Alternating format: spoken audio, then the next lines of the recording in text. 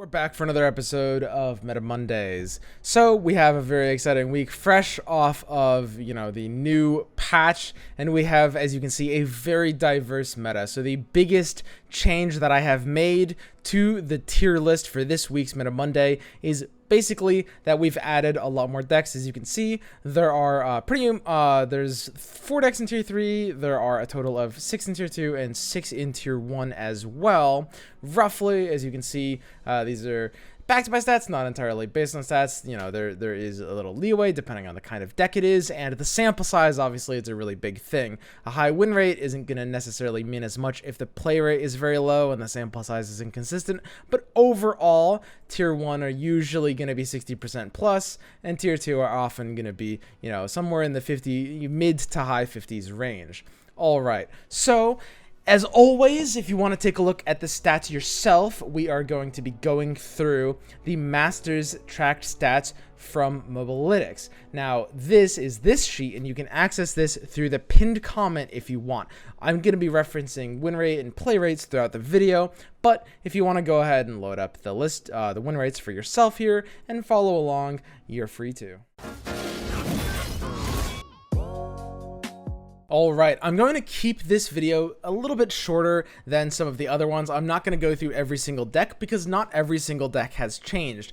Almost everybody has basically been messing around with a lot of new decks. Therefore, most of the decks on this website are still going to be decks that existed and were played pretty prevalently before the patch. I will gloss over their win rates, but if a deck hasn't gone through any changes, which is most old decks, I'm not going to be talking about the build. And if you want to see the deck for yourself, you can head over to this site. This is on swimstream.com, the decks and meta page. Taking it from the top, Karma Ezreal comes in at a pretty dominating 64% win rate, one of the highest you see for such a high player rate decks. To nobody's surprise, this maintained its tier 1 status. It is an extremely powerful archetype, and in a lot of people's opinions, the best deck in the game. Karina Control is doing pretty well, chugging along at 59%, dropped a couple of points in this last week. I do think that this deck, while being somewhat frustrating in a lot of situations, is ultimately it's a very, very powerful deck, but not as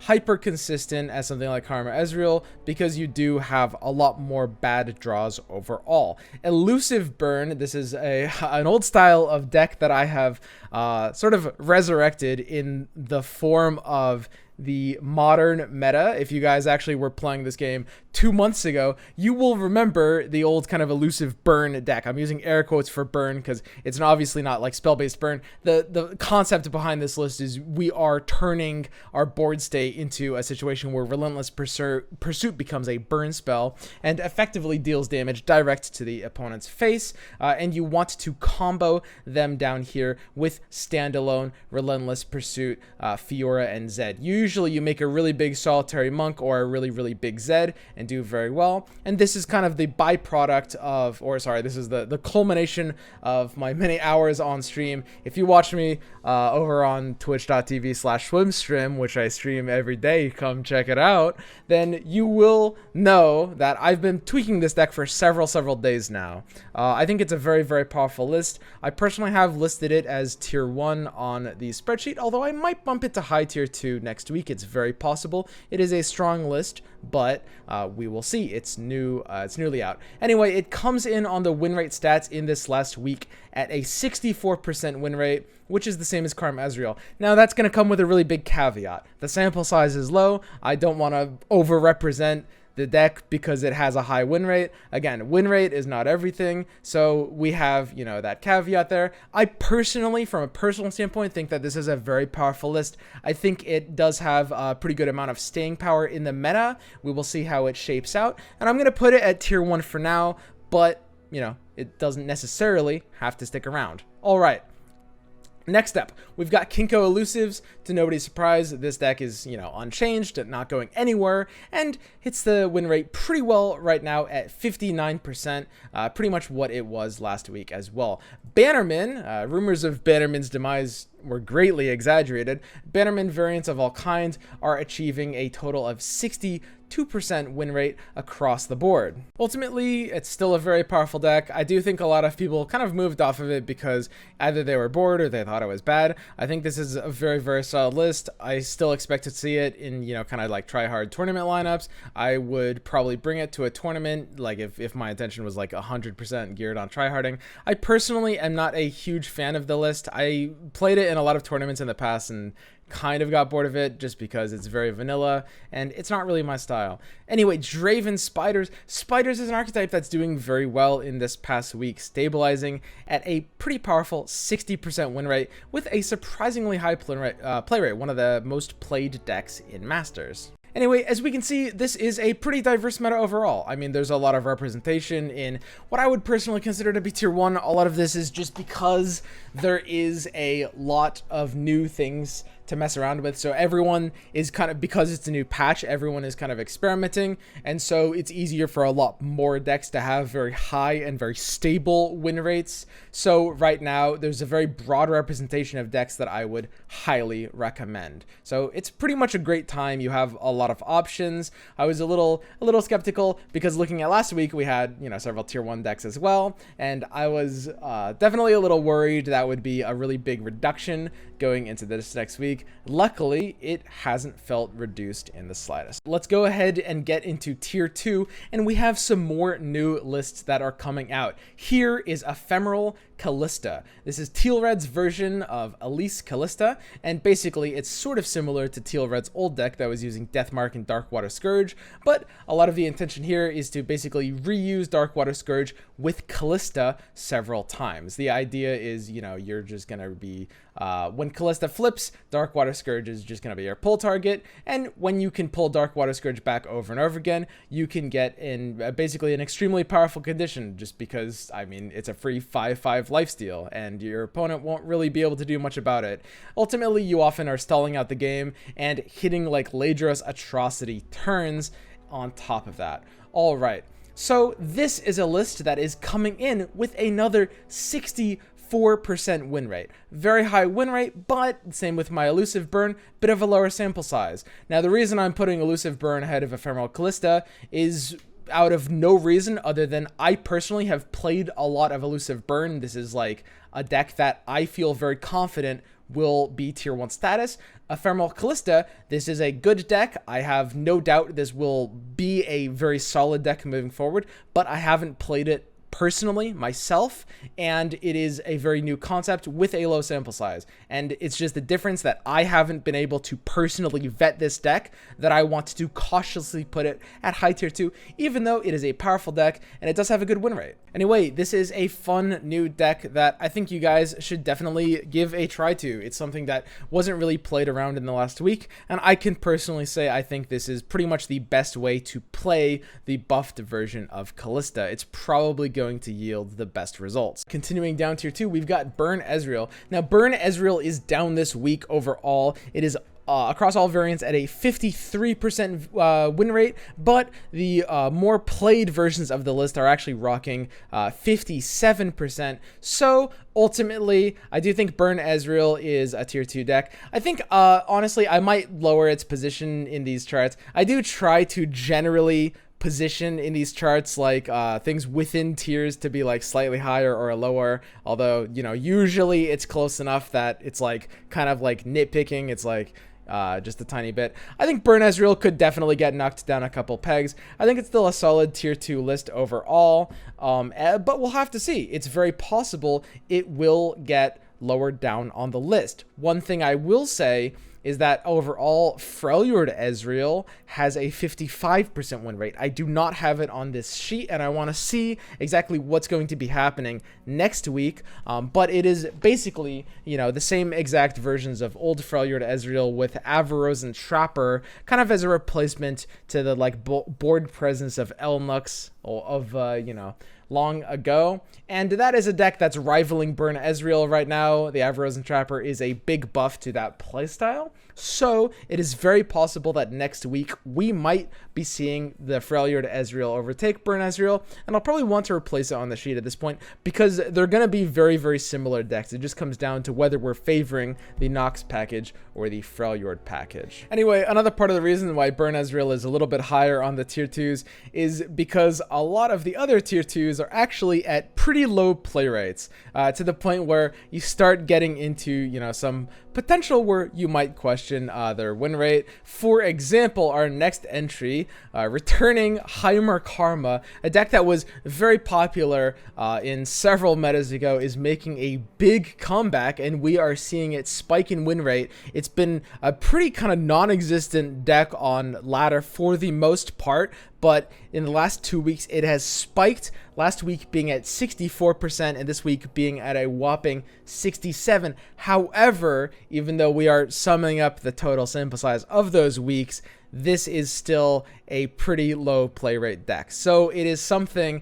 that I'm going to very, very happily put in high tier 2. I think it is a pretty great deck that I could recommend. I would love to see its play rate increase so that if we can see if its win rate is going to go down either a little bit or a lot, because the way, you know, any meta ecosystem is going to work is as a play rate goes up, the win rate is going to go down, and different decks have different ratios at which those shifts will occur. That's kind of the general idea. So what you really want in a high tier deck that's able to be meta stable is to have a low ratio, so your play rate can rise without your win rate dropping by very much, right? That's the general idea. And, you know, a lot of these high win rate decks can only really exist at low play rates. We will have to see which category Heimer Karma is in, but I can say this is a very, very powerful deck that I can recommend to everybody. Overall, it's really important to keep in mind that any deck in this category, like anything in tier 1 or 2, are things that I can personally highly recommend. And at the end of the day, the difference between a tier 1 and a tier 2 deck is literally going to be a couple percentage points. I think a lot of people forget that. I think a lot of people see the concept of tier 2 as like almost like derogatory, and they're like, no, I'm going to play the tier 1 deck. In reality, comfort zone is really important. Like, you will have a higher win rate with an archetype or playstyle that you're more comfortable on, even if it's a tier 2 deck over a tier 1 deck. And you should also play what you enjoy too, because these are all many decks that I can recommend. The stats are backing, and they're all very solid. They're all going to take you to Masters. It's just going to be kind of like a minor difference in how long it takes to get there. And on top of that, I want to clarify kind of like a general metric that we're using for like win rate to play rate certainty, right? It's a little weird. We're getting into the zones where I think like the general games played of this is actually getting a little low. I think a lot of people are kind of like taking a break from Runeterra because we don't have, like, you know, the tracker pulling as much data right now, or maybe it's just people in Masters that, you know, don't have too much of an incentive to play anymore compared to people in Diamond. But the sample size is getting lower. So for example, somebody asked me on my stream just earlier today, you know, Swim, how do you account for the play rate to win rate ratio after a certain point of games played, right? Like, at what point does the games played become too weak to really read into it at all? And basically my answer is like, it's kind of like a gradient, you know, it's a bit of a juggling process.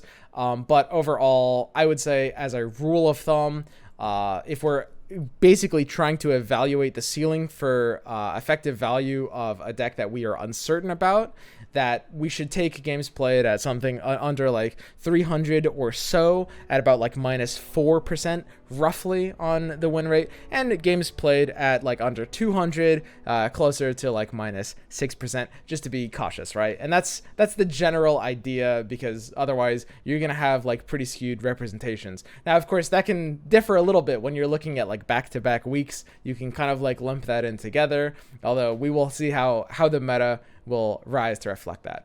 But ultimately, that's going to be the way we evaluate things here, because of course, you know, if we are looking through a lot of the kind of like low sample size decks, you see a lot of like really crazy variant swings occur, and it's really hard to read into the results of low sample size decks. The reason I bring it up is because I saw a comment in last week's Meta Monday video basically asking Swim, why don't you just go purely by win rate? And that's why. It's basically, it would be even less reliable to do that at the end of the day. When you get to a certain like diminished sample size point, you're getting like really fluctuating and variable results that start to like create noise and lose a lot of meaning. Okay, so next we can move right along. We've got Burn, Discard, Aggro. This is a powerful deck. Again, it's at a pretty low play rate, but it happens to rock a phenomenally high win rate this week at 63%, which is a huge spike off of what it was last week as well.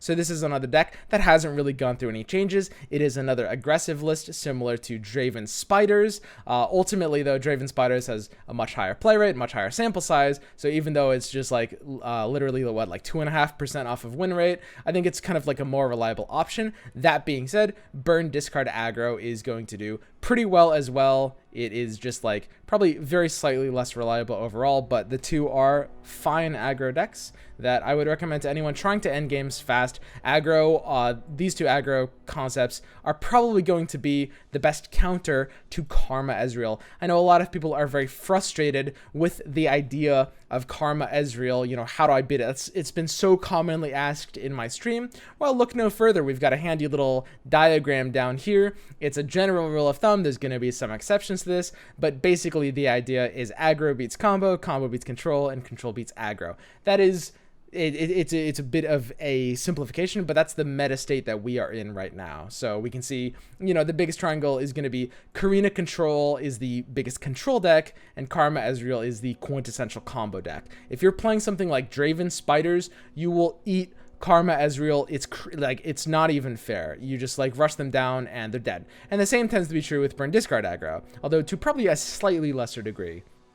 They basically can't handle that early aggression, but of course, if you happen to queue into Karina Control, well, you'll probably get eaten up by, you know, a lot of their heals and Withering Whales. But anyway, those are two great options if you're seeing a ton of Karma Ezreal and you want to find a way to deal with it. All right, moving right along, we've got Spider Karma. Spider Karma is actually just a little bit down this week. I think it's down an extra 1%. It has been hovering this is one that I don't know off the top of my head. Spider Karma has been hovering at a pretty meager 54% win rate. It is not really going anywhere. It's just kind of like sticking around 54% for I think the past couple of weeks. It's a solid deck. There's nothing wrong with this deck whatsoever. It's like a powerful control option, but most people are preferring the Karina like kind of PNZ style version instead. Ultimately, the decks play very similar. I actually think that Spooky Karma is a very similar power level to the Karina deck, but it is certainly harder to play. So, you know, if you're looking at it from a pure win rate perspective and you're a Karina player, there's no reason not to branch out into Spooky Karma, try a hand at that. At the end of the day, its win rate is a bit lower, but me and several other top players agree that's because mostly it's harder to play. All right. Lastly, in tier 2, we've got War Mother's Ramp. Now, I will say, if you have watched my videos a lot in the past, you know that my opinion of War Mother's Call decks, like the full kind of like 3 Avalanche, 3 Catalyst of Eon style deck with War Mother's Call, my opinion of this deck has been very low. I have never rated this deck ever above tier 3, and the stats are in agreement with me on this. This is a deck that has basically always had a 47 to 52% win rate consistently for the past like month and a half. However, the Weirding Stones buff was very big for this deck, and I will say, as much of like an anti-War Mothers person as I am, Weirding Stones buff is huge, and I am happy to put this deck currently in tier 2. I think I would put it, you know, as you can see, it's a little lower on tier 2, and we will have to see how it shapes up, but it does actually have a pretty good win rate here at 57%. Right? So it's a new deck. We'll have to see if it's able to maintain that win rate, but I think it is definitely a bit of an upriser. It got a huge spike off of the Weirding Stones buff. It's definitely an option that I would be happy to recommend to people, which is the first time in my life I've said that about War Mother's Ramp and War Mother's Control. The Wording Stones buff is just so big. All right, and then that brings me to tier 3, which I categorize as basically, you know, they usually hover pretty close to like 50%, you know, it's like low 50s, sometimes a little bit lower than that. And for the most part, I would say I tend to not recommend tier 3 decks. I will list them. I think they are mostly things that people want to play, that want to make work. But I personally, they are kind of like below the point that I would be recommending. Tier 1 is like decks that I would recommend for anyone trying to like really just rush their climb. But overall, tier 1 and tier 2 are decks that I just recommend. They're all powerful decks. Tier 3, they're all right. They're mostly decks that people want to force just for the sake of kind of like memes or synergy. Now, what I will say is that, and if you have opened up the spreadsheet yourself, you will probably have noticed this, Yasuo Control does actually have a pretty solid win rate this week. It is at 54.7%.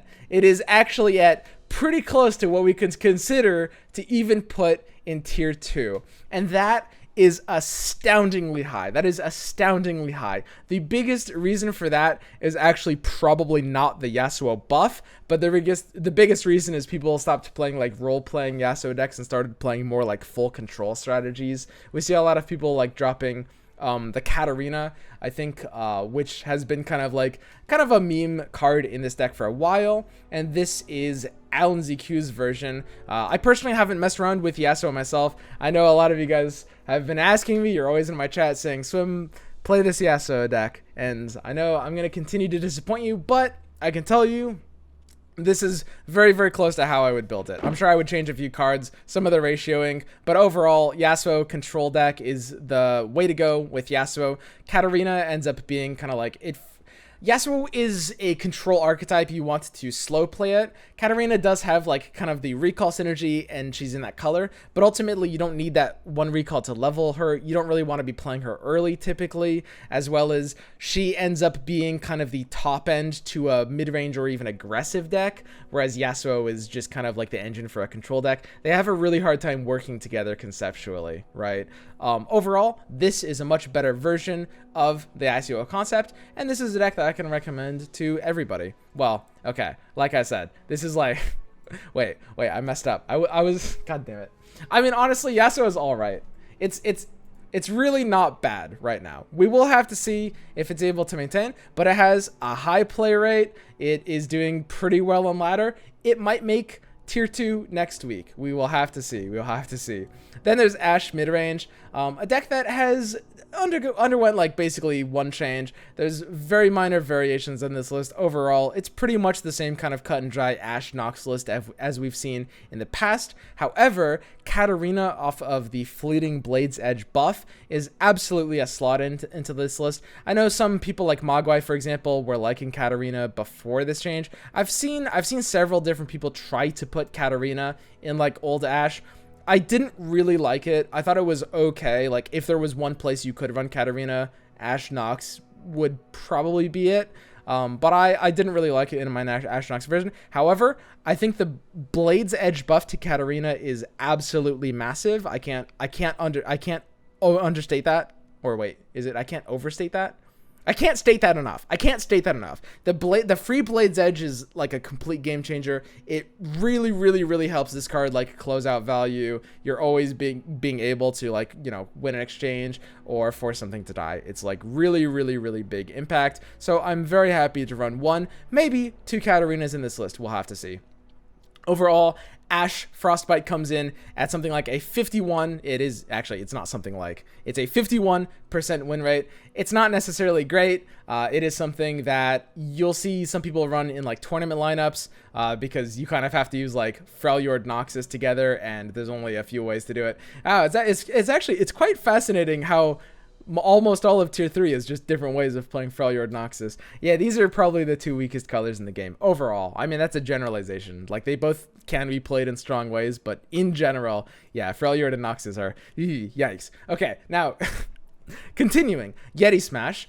This is a deck, as you guys probably saw from last week. This was a fun deck. A lot of people tried it out early on. I actually had a lot of fun with this on day one, and I personally had a very high win rate, although that was because a lot of people were just messing around with like full meme concepts. Day one of the patch was super wild. I saw just like no serious decks the entire time. It was a lot of fun. Ultimately, this is definitely a tier 3 deck. It's not something that I can openly recommend anymore, and largely that comes off of the back of its shameful 48% win rate. But if you thought 48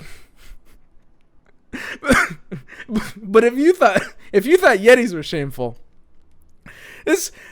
Vladimir is a deck that I basically put in tier 3 for no other reason than I've seen a lot of people kind of like request Vladimir decks. It's been kind of the same like general vibe as Yasuo, and just that it's something that a lot of people really want to make work. This is probably, again, one of the best ways to make it work. I really do like it off the back of the Kato buff as well. Overall, this deck is not even in like the top 30 played in Masters. It doesn't even have a win rate. It's, again, kind of below the point of recommendability, but if you really want to play a Vlad deck, this is the version that I would personally go with. Anyway, that's going to be it for this week's meta report. We're going to have, I will say, a very, very, very interesting Monday coming up, and that's going to be the one right after the patch. That's the Monday after next. Obviously, we've been doing a lot of card reveals, well, not reveals, because we don't, they don't do like YouTuber reveals, but we've been doing like card reveal analysis on this channel. There's going to be a lot of very, very, very exciting things happening in the first week of the expansion. I personally can't wait for that. Anyway, that's going to be it for me for this week. And yeah, I guess that's it. I will see you guys for next week's Meta Mondays.